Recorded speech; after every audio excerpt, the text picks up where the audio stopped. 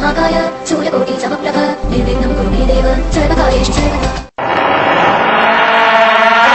जब रात होती है तो हम एक दिया जला लेते हैं और उसकी रोशनी में खुद को महफूज समझते हैं, मगर उस रोशनी के परे जो अंधेरा है वो अपने अंदर बहुत सारी कहानियां समेटे हुए है और इन्हीं कहानियों को आप तक लेकर आता है रात के अंधेरे में।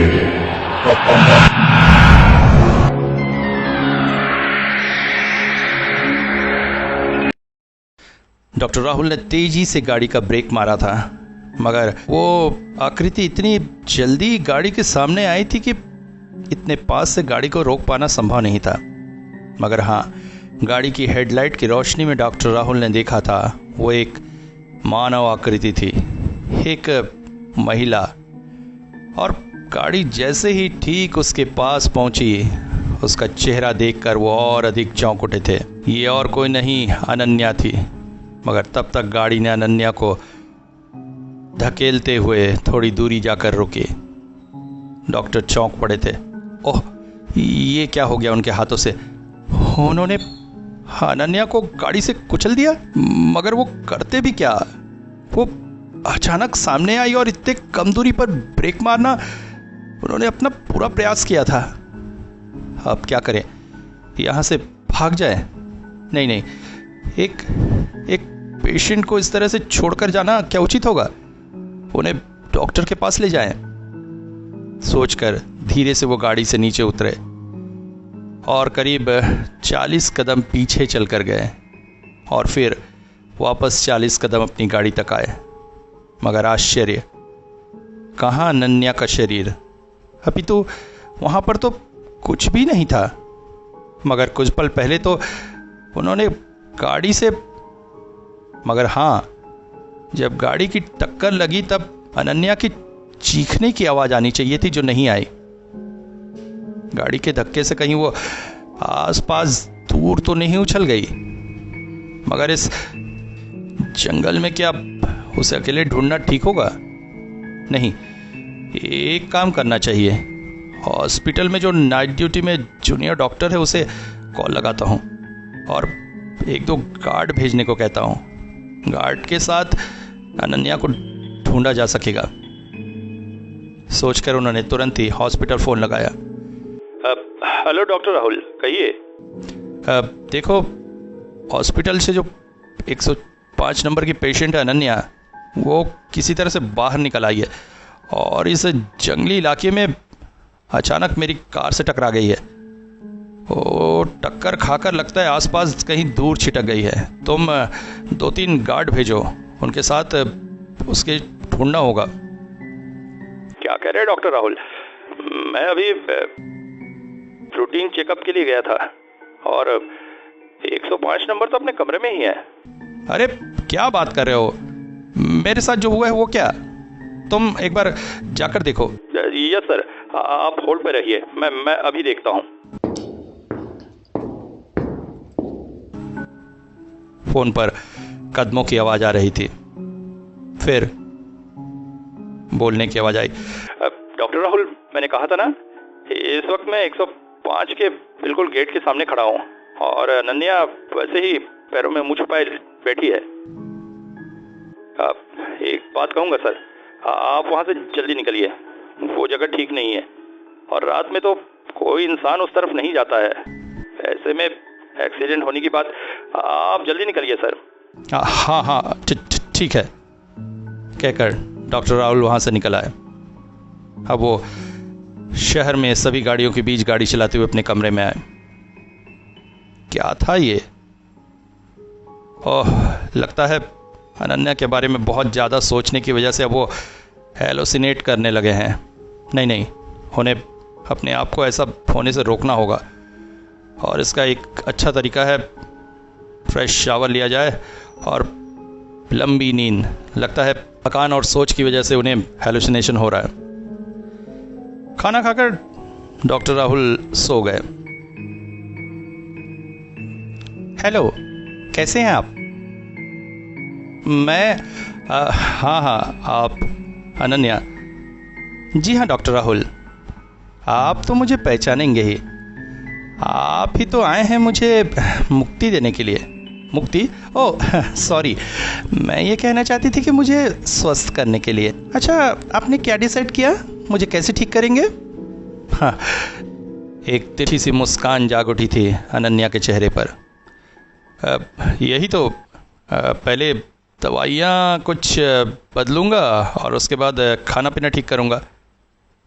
इस बात को सुनकर जैसे अनन्या की आंखें आग सी जल उठी और एक अजीब सी आवाज़ में वो बोल पड़ी, नहीं नहीं डॉक्टर, इस दुनिया में ऐसी कोई दवाई नहीं जो मुझे इस लूप या चक्र से निकाल सके। आप ये कैसे जानती हैं?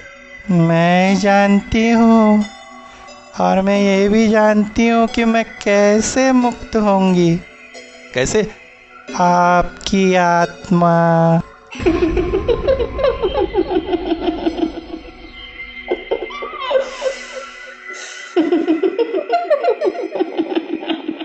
अनन्या बड़ी चला रही है मेरी तरफ। नहीं!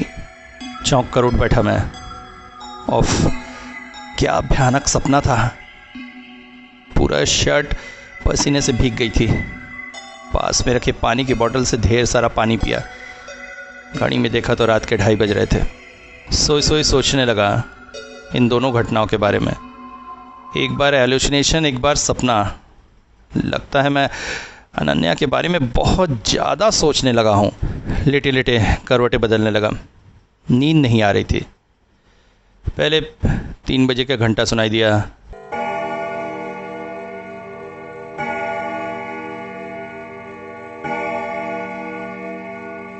फिर 4 बजे का।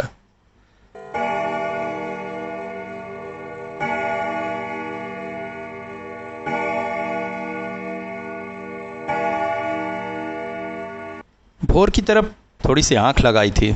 सुबह 7:30 बजे करीब नींद टूट गई। सिर में दर्द है। रात में ठीक से नींद आने से तो ऐसा होगा ही। ऊपर से सपने की बात सोचकर आज मैं थोड़ा चिड़चिड़ाहट भरा महसूस कर रहा हूँ। किसी तरह से दैनिक कर्मों से निवृत्त होकर 10 बजे करीब असाइलम पहुँच गया। सर, ये अनन्या चौधरी की प्रिस्क्रिप्शन फाइल्स। हाँ, रख दीजिए, देखता हूँ। कहने के बाद भी हेड नर्स वहीं खड़ी रही। अब कुछ कहना चाहती हैं? मैंने पूछा। सर, कल रात को क्या हुआ था आपके साथ? क्यों? असली में हॉस्पिटल में उसे लेकर बहुत बातें हो रही हैं। समझ में आ गया, वो बात बुरी तरह से फैल चुकी है। मैंने कहा, नहीं, कुछ नहीं, ऐसा लगता है जैसे हेलुसिनेट किया था। असली में उसके बारे में बहुत सोच लिया था ना। सर रिक्वेस्ट है आपसे, आप प्लीज़ उसके बारे में मत सोचिए ज़्यादा। वो नॉर्मल पेशेंट नहीं है सर। आपको देखिए, एक डॉक्टर होने के नाते अपने पेशेंट के बारे में सोचना, उसे स्वस्थ करना ही मेरा कर्तव्य है। इसमें आप लोग अपनी ये आलतू फालतू की बातें बिल्कुल मत लाइए। सर, आप मेरी बातों पर विश्वास नहीं कर रहे हैं, मगर सच मानिए उससे दूर रहने में ही आपकी भलाई है सर। प्लीज़ आप अभी जा सकती हैं, प्लीज़। मेरी बात से शायद वो थोड़ी नाराज़ ही हुई थी। कमरे से चली गई। मैंने भी प्रिस्क्रिप्शन से स्टडी करना शुरू कर दिया। दवाइयाँ ठीक है, मगर 1-2 दवाई बदलने से असर जल्दी होगा। कुछ देर बाद अचानक एक सिस्टर दौड़ती हुई आई। सर जल्दी आइए, 54 नंबर के पेशेंट ने अपना सिर फोड़ लिया है। क्या? ये सर, कहीं से उसे ईटी मिल गए थे, वो उससे अपने सिर में बहुत ज़्यादा घाव कर लिया है। मैं सिस्टर के साथ दौड़ते हुए उधर गया। वहाँ पर कुछ लोगों की भीड़ लगी थी। असाइलम में ऐसी घटनाएं सामान्य हैं। 54 नंबर के पेशेंट ने अपना सिर फोड़ लिया था। उसकी दवाई पट्टी करके उसे इंजेक्शन देकर सुला दिया। इसके बाद दिन भर अपने आप को काम में बिजी रखा, किसी भी तरह से अनन्या के बारे में ना सोचूं। उस दिन रात में भी जल्दी खाना खाकर सो गया। सवेरे शरीर काफ़ी फ्रेश लग रहा था। रात में ना कोई सपना, ना कोई हेल्यूसिनेशन। अगले दिन फ्रेश मूड से काम किया। ऐसा ही कुछ दिन नहीं, कुछ महीने चलता रहा। अपने आप को पूरी तरह से काम में बिजी रख के आलतू फालतू के विचारों को दिमाग से दूर रखा। अनन्या अब काफ़ी हद तक इम्प्रूव कर चुकी है। सामान्य लोगों की तरह ही रहती है, हंसती है, बोलती है, बातें करती है, मगर बीच बीच में उसका पागलपन जाग उठता है। उस हालत में फिर चुपचाप घुटनों में मुंह छुपाए बैठ जाती है और उस समय उसका शरीर बहुत ही ठंडा हो जाता है, मगर सामान्य समय में बिल्कुल ठीक रहती है, हंसती है, बोलती है। उसकी इस प्रोग्रेस को देखकर मुझे लगता है बहुत जल्दी ही मैं उसे डिस्चार्ज कर दूंगा। मगर प्रॉब्लम है असाइलम के लोगों के दिमाग की हालत। उनके मन में अनन्या को लेकर आज भी डर है। उसकी स्थिति में इतना सुधार होने के बाद भी किस बात का डर है पता नहीं। आज बहुत ज़्यादा टायर्ड लग रहा था, इसलिए जल्दी सो गया और सोते ही साथ गहरी नींद में चला गया। हेलो डॉक्टर, ठीक है? तो सामने अनन्या खड़ी थी। असाइलम के ड्रेस के अलावा आज सफ़ेद कुर्ती और लेगी में अप्रतिम सुंदर दिखाई दे रही थी, जिसे कहते हैं ऑयल ब्यूटी। नज़रें नहीं हटती हैं उसकी सुंदरता से। अरे अनन्या, अरे वाह, तुमको तो पहचान में ही नहीं आ रहा है। अरे डॉक्टर साहब, हाँ आप तो चुप हो गए, कुछ बोलिए। अरे नहीं, तुम बोलो।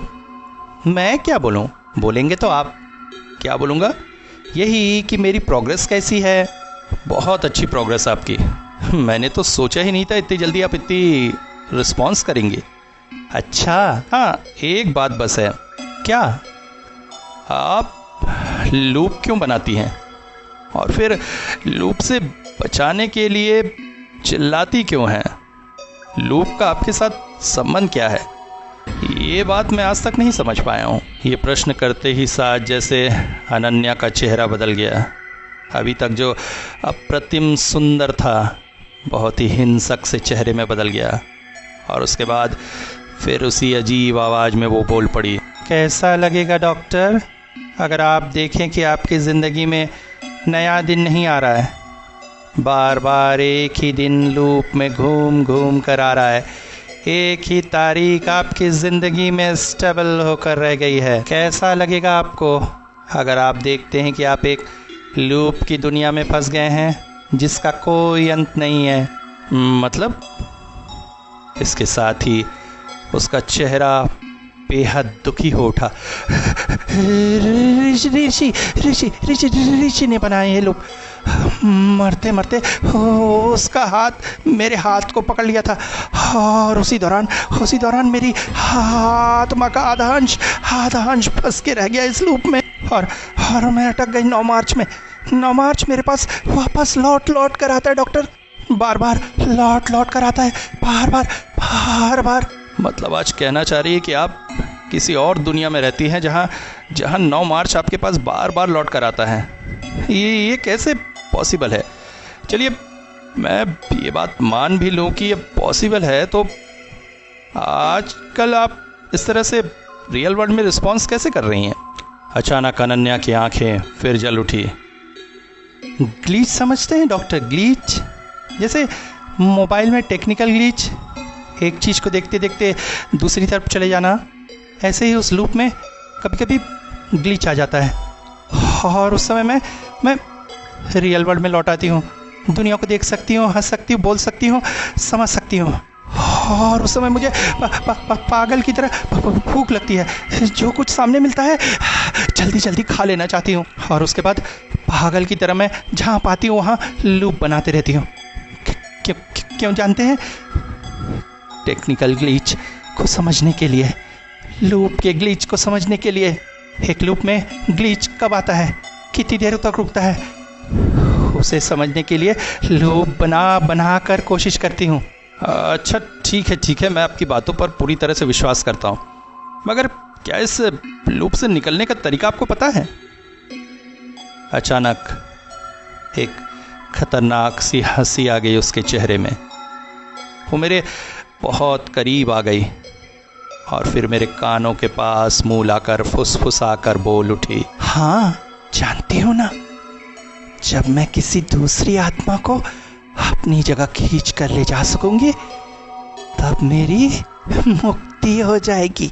इससे पहले भी मैंने कोशिश की थी मगर सफल नहीं हो सकी, मगर इस बार गलती की कोई संभावना नहीं है। क्यों जानते हैं? क्योंकि आप मेरे साथ बंध चुके हैं। नहीं नहीं, चीख कर उठ बैठा। उफ, फिर वही सपना। उफ, कितना भयानक सपना था। शर्ट पूरी तरह से पसीने से भीग गया है, गला सूख चुका है। गटगटाकर पानी पिया। घड़ी में 2:30 बज रहे थे। फिर से लेट गया। आज नींद आने में कोई प्रॉब्लम नहीं हुई। सवेरे असाइलम पहुंचकर कुछ फाइल्स देख रहा था। अचानक हेड नर्स आ पहुंची। सर कम इन। आइए आइए। अरे मगर आप अभी यहाँ? आपकी तो कल रात की नाइट शिफ्ट थी ना, आपको तो घर जाना चाहिए था। असली में मैं आपका इंतज़ार कर रही थी सर। सर आपसे कुछ बात करनी थी। कहिए सर। कल रात को अनन्या बहुत स्ट्रेंज बिहेव कर रही थी। क्या फिर से पागलपन का दौरा पड़ा था? नहीं सर, पागलपन का दौरा नहीं। तो कल रात को 2:15 बजे करीब उसके कमरे से अजीब सी गड़गड़ाहट की आवाज़ आ रही थी। इतनी ही ज़्यादा कि मैं घबरा गई। मैंने सोचा कोई बड़ी मुसीबत ना हो, ये सोचकर बिना कोई परवाह किए उसके कमरे के अंदर चली गई। कमरे के अंदर वो बिस्तर में लेटी लेटी गड़गड़ा रही थी। मैं जैसे ही उसके पास पहुंची, वो गड़गड़ाहट की आवाज़ बंद हो गई।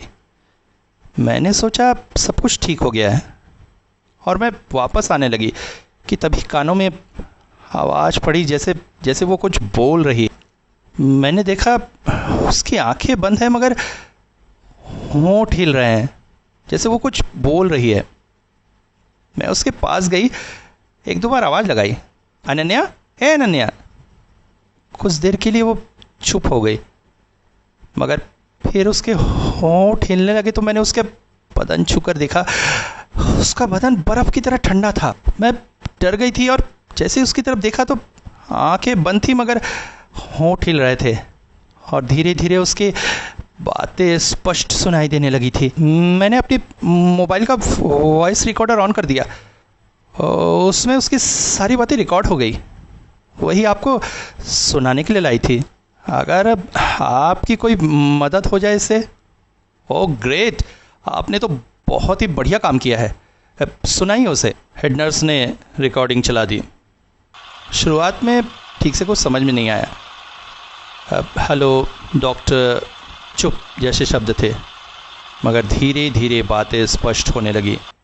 एक आवाज़ आई, यही मेरी प्रोग्रेस कैसी है। फिर कुछ देर साइलेंट। अच्छा। उसके बाद काफ़ी देर तक साइलेंट। फिर आवाज़ आई, कैसा लगेगा डॉक्टर? आप देखते हैं आपकी ज़िंदगी में कोई नया दिन नहीं आ रहा है। एक ही दिन बार बार घूम कर आ रहा है, एक ही तारीख। कैसा लगेगा आपको अगर आप देखें आप फंस गए हैं एक लूप की दुनिया में जिसका कोई भी अंत नहीं है। कुछ देर तक फिर शांत। ऋषि ऋषि ऋषि ऋषि की दी हुई सजा ही है। मरते हुए उसके हाथ ने मेरे हाथों को पकड़ लिया था और उसी दौरान मेरी आत्मा के एक अंश को उसने 9 मार्च में अटका कर रख दिया। इसी वजह से डॉक्टर 9 मार्च मेरे पास बार बार लौट कर आता है। बार बार लौट के आता है। बार बार। अब फिर कुछ देर तक सन्नाटा। फिर आवाज़, ग्लिच समझते हैं? ग्लिच जैसे मोबाइल में ग्लिच। मोबाइल में कुछ एक देखते देखते कुछ और चलने लगना, ठीक वैसा ही ग्लिच होता है उस लूप की दुनिया में। और उस थोड़े से समय में मैं रियल वर्ल्ड में चली आती हूँ। मैं सब कुछ देख सकती हूँ, समझ सकती हूँ।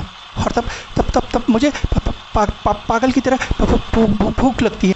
जो भी खाने के लिए सामने मिलता है पूरी तरह जल्दी खा लेती हूँ। और उसके बाद जहाँ भी जगह मिलती है वहाँ पर मैं लूप बनाती रहती हूँ। क्यों जानते हैं? लूप के ग्लिच को समझने के लिए। एक लूप में ग्लिच कब आता है, कितनी देर रुकता है, उसे बनाकर समझने की कोशिश करते रहती हूँ। फिर कुछ देर के सन्नाटे के बाद फुसफुसाहट के शब्द आए, हाँ जानती हो ना, जब मेरी जगह कोई और आ जाएगा तभी मेरी मुक्ति है। इससे पहले भी मैंने कोशिश की थी मगर सफल नहीं हुई। मगर इस बार भूल होने की कोई संभावना नहीं। क्यों जानते हैं? क्योंकि अब आप मेरे साथ बन गए हैं। मैं धप से कुर्सी पर बैठ गया। ये कैसे हो सकता है? ये तो हूबहू कल रात का मेरा सपना है। क्या हुआ सर, तबीयत खराब लग रही है? नहीं, तो थोड़ा पानी दीजिए। हेड नर्स ने मुझे पानी दिया। एक सांस में पूरी पानी पीकर थोड़ा सा शांत हुआ। फिर पूछा, अच्छा कल रात को कितने बजे आपने इसे रिकॉर्ड किया था? 1 मिनट सर, मैं देखती हूँ।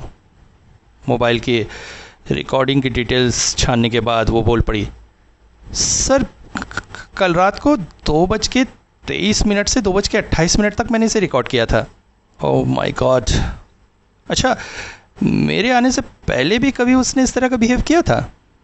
कुछ देर सोचकर वो बोली, हाँ सर, एक बार, और कोइंसिडेंटली उस बार भी मेरी नाइट शिफ्ट थी। उस बार मैं रिकॉर्ड नहीं कर सकी क्योंकि हिम्मत ही नहीं हुई कमरे के अंदर जाने की। मगर समझ में आ रहा था जैसे वो बात कर रही है, और ऐसे बात कर रही है जैसे उसके साथ ही कोई बात कर रहा है, ठीक कल रात की तरह ही सर। और आश्चर्य कि उसके कमरे में उस समय कोई भी नहीं था। एग्जैक्ट कब हुई थी ये बात? सब डेट तो याद नहीं, मगर 2012 में। वो मैंने बताया था ना, एक दिन वो कह रही थी कि वो खूनी है। उसके 2-3 दिन पहले की रात की बात है। अब उसके कुछ ही दिन बाद डॉक्टर राय के ऊपर उसने अटैक किया था। अच्छा, आप अब घर जाइए।